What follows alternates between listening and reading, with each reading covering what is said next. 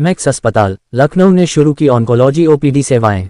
Varanasi max super speciality hospital Lucknow ने वाराणसी के Chakrapani cancer and multi speciality hospital के साथ मिलकर विशेष ऑन्कोलॉजी ओपीडी सेवाओं की शुरुआत की है। इन ओपीडी सेवाओं का शुभारंभ max super speciality hospital Lucknow में रेडिएशन ऑन्कोलॉजी के associate director doctor Saket Pandya की उपस्थिति में किया गया। डॉक्टर साकेत पांड्या हर महीने के दूसरे शनिवार को 11 बजे से दोपहर 2 बजे तक Chakrapani cancer and multi speciality hospital Shivdaspur Varanasi में उपलब्ध रहेंगे। इस दौरान वे मरीजों की प्राथमिक जांच और फॉलो अप परामर्श देंगे। इन ओपीडी सेवाओं की शुरुआत का उद्देश्य कैंसर मरीजों को उनके घर के नज़दीक उन्नत और गुणवत्तापूर्ण इलाज उपलब्ध कराना है, ताकि समय पर और प्रभावी इलाज हो सके। साकेत पांड्या हूँ, मैं एक रेडिएशन ऑन्कोलॉजिस्ट हूँ। मैंने एमडी रेडिएशन ऑन्कोलॉजी की पढ़ाई टाटा मेमोरियल हॉस्पिटल मुंबई से की थी। सर आज यहाँ पे प्रेस वार्ता किस लिए की गई है? हम इसलिए मिल रहे हैं, मुझे कुछ बातें बतानी थी कि हमारे हॉस्पिटल में मैक्स हॉस्पिटल लखनऊ में एक बहुत ही अच्छा रेडिएशन सेंटर शुरू हुआ है, जिसमें जो टॉप एंड मशीन आई है और प्लस हम एक ओपीडी भी शुरू करने जा रहे हैं रेडिएशन ऑन्कोलॉजी की वाराणसी में। तो इसी रिगार्डिंग हमको आपको थोड़ा सा अवगत कराना। ये सुविधा वाराणसी में मरीजों को कब से मिलना शुरू होगा? ये सुविधा अगले महीने से हर वीक के सेकेंड सैटरडे को हम यहाँ पे आएंगे वहाँ से, और जो अपना परामर्श है जो नीडी पेशेंट्स हैं उनको देंगे। तो हम किस तरह का लाभ होगा इससे पेशेंट को?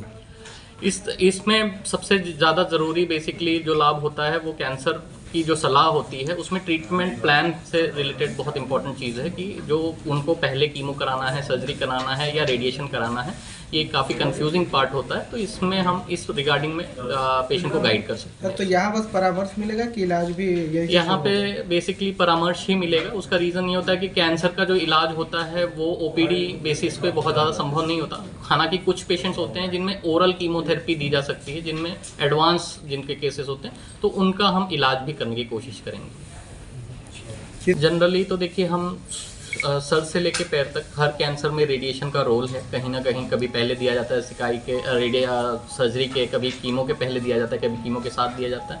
तो ऐसा नहीं है कि इस एक पर्टिकुलर कैंसर का ही देंगे। जो भी कैंसर्स का पेशेंट का क्वेरी होगा उससे रिलेटेड उनको मशीन लगा रहे हैं उसकी क्या खासियत है?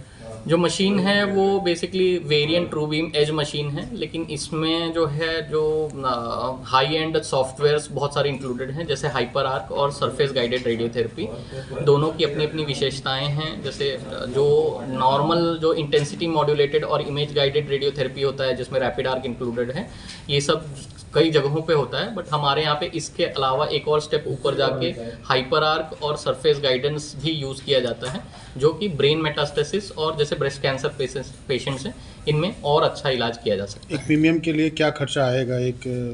जो हमारे पैकेजेस हैं हमारे पैकेजेस दूसरे हॉस्पिटल्स के मुकाबले करीब 20-25% लोअर साइड में हैं। तो अगर मान लीजिए कि जैसे बहुत सारे पैकेजेस होते हैं इसमें, अगर आप मिनिमम खर्चा पूछेंगे तो करीब 1 लाख के आसपास एक पूरा रेडिएशन का ट्रीटमेंट होगा, जो कि लगभग 6 हफ्ते चलता है। सर एक नॉर्मल सवाल है कि लोगों को जब कैंसर होता है तो उनको जब मालूम से ज़्यादा ज़रूरी आज के समय में ये है कि पेशेंट को ये अवेयर होना चाहिए कि कोई भी चीज़ जो ठीक नहीं हो रही है 15 दिन 1 महीना लगातार वो चीज़ परेशान कर रही है पेशेंट को। जैसे कोई छाला है जो ठीक नहीं हो रहा है, कोई गांठ है जो दर्द नहीं कर रही लेकिन बढ़ रही है धीरे धीरे, ब्लीडिंग हो रही है कहीं से, या किसी का वेट लॉस हो रहा है, या मान लीजिए किसी को कहीं कोई हाथ पैर चलाने में या कमज़ोरी आ रही है, हाथ पैर मतलब कमज़ोर हो गए हैं पेशेंट किसी साइड से।